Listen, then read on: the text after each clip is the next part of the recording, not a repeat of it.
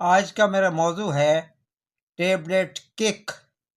اس میں جو انگریڈینٹ پایا جاتا ہے اسے سلڈینافل کہتے ہیں۔ اسے فوکسن روٹس فارما نے تخلیق کیا ہے۔ یہ دوا صرف مردوں کے لیے ہے۔ وہ لوگ جو نامردانگی کا شکار ہو جاتے ہیں، وہ لوگ جن میں خواہش کی کمی ہو جاتی ہے، یا جن کے عضو خاص میں تناؤ میں کمی یعنی وہ اریکٹائل ڈسفنکشن کا شکار ہو جاتے ہیں۔ اریکٹائل ڈسفنکشن کو ہم کچھ یوں بیان کر سکتے ہیں کہ جب ایک مرد جنسی طور پر ایکسائٹڈ ہوتا ہے تو اس کا دماغ پینس کی نرو کو سگنل بھیجتا ہے، اور یہ نرو ایک کیمیکل خارج کرتی ہے جسے نائٹرک آکسائڈ کہتے ہیں، اور یہ کیمیکل پینس کو جانے والی آرٹریز کو ریلیکس کر دیتا ہے، جس سے پینس میں خون کا بہاؤ بڑھ جاتا ہے اور پینس کا چیمبر خون سے بھر جاتا ہے۔ دوسری جانب پینس سے خون لے جانے والی وینز کو یہ کمپریس کر دیتا ہے، جس سے پینس کا اریکٹائل یا تناؤ مینٹین رہتا ہے۔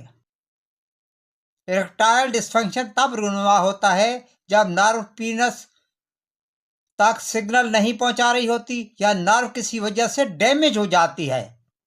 اس ڈیمیج کی کئی وجوہات ہو سکتی ہیں۔ ہائی بلڈ پریشر ہو سکتا ہے، کینسر ہو سکتا ہے، سٹریس ہو سکتی ہے، ایگزائٹی ہو سکتی ہے، ڈپریشن ہو سکتا ہے، سموکنگ وجہ بن سکتی ہے، الکوہل ہو سکتی ہے، اور ان ہیلدی لائف سٹائل بھی اس میں شامل ہے۔ یہ تمام بیماریاں اور کنڈیشن اریکٹائل ڈسفنکشن کا باعث بنتی ہیں۔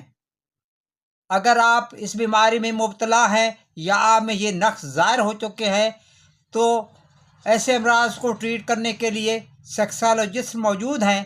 آپ ان سے رجوع کریں، غلط ادویات مت استعمال کریں، اور نہ ہی نام نہاد حکیموں کے نسخے استعمال کریں۔ ایک ٹیبلٹ کو کھانے کے نقصانات کیا ہیں؟ جہاں تک اس کے سائیڈ ایفیکٹ کا تعلق ہے تو آپ کو ہیڈ ایک یعنی سر درد ہو سکتا ہے، ڈیزینس یعنی آپ کو غنودگی طاری ہو سکتی ہے، انڈائجیشن آپ کو بدہضمی ہو سکتی ہے، بلر ویژن یعنی آپ کو دیکھنے میں دقت ہو سکتی ہے، نیزیا یعنی آپ کو متلی ہو سکتی ہے، نیزل کنجیشن یعنی آپ کے ناک بلاک ہو سکتی ہے، اور آپ پالپیٹیشن کا شکار ہو سکتے ہیں۔ کانوں میں سنسناہٹ ہو سکتی ہے۔ پریکاشنز: وہ لوگ جو دل کے امراض میں مبتلا ہیں یا جن کا بلڈ پریشر زیادہ رہتا ہے، جن لوگوں کو گردے کا کوئی مرض لاحق ہے، وہ لوگ جو جگر کے مریض ہوں یا جن کے معدے یا انتڑیوں میں السر ہو، ایسے لوگ اسے استعمال نہ کریں، اور استعمال کرنے سے پہلے اپنے ڈاکٹر سے ضرور مشورہ کر لیں۔ 60 سال سے زائد عمر کے لوگ بھی اسے استعمال نہ کریں، اور 18 سال سے کم عمر لوگ بھی اسے استعمال نہ کریں۔ اگر استعمال کرنا ہو تو اپنے فزیشین سے ضرور مشورہ کر لیں۔